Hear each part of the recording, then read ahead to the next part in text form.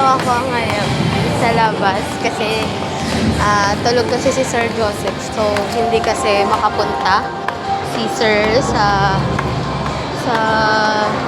showroom kasi nga masakit yung ulo niya. So, ngayon, may naisip akong katarantaduhan kasi nga birthday ng assistant manager namin. Birthday ni Ma'am Les. So, ang naisip kong katarantaduhan ay sa pag-akyat ko, iiyak ako. And then sasabihin ko, Ma'am, si Sir, pero umiiyak yun. Pero habang tinatanong-tanong niya ako na, bakit ano ang nangyayari, hindi ako sasagot. Sasabihin ko lang, Ma'am, si Sir. So, I don't know if magsa-success itong prank na to. I'm really sorry. Happy birthday.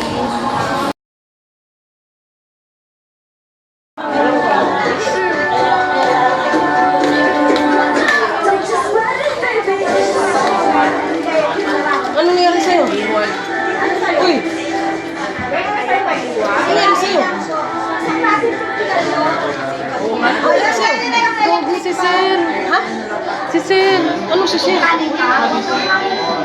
Ano ako eh. Kinakabahan ako.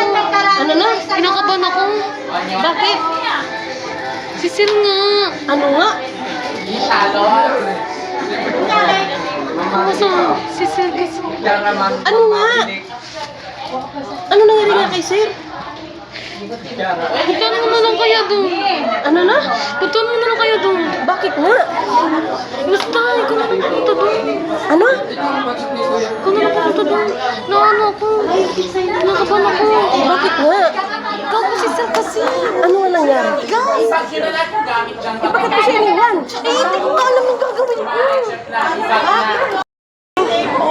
Ano si Sir?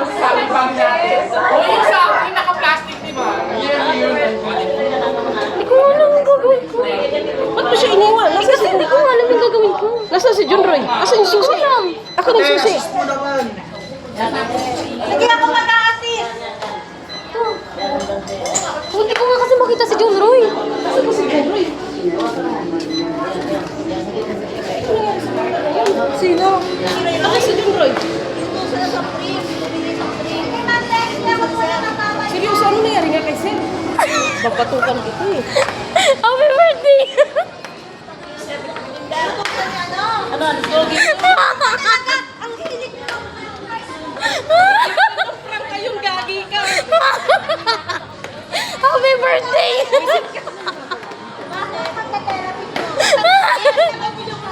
Si Sir ka maninigas. Ano yung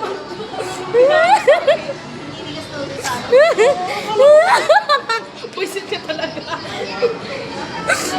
Happy birthday! Ang dami naman ito.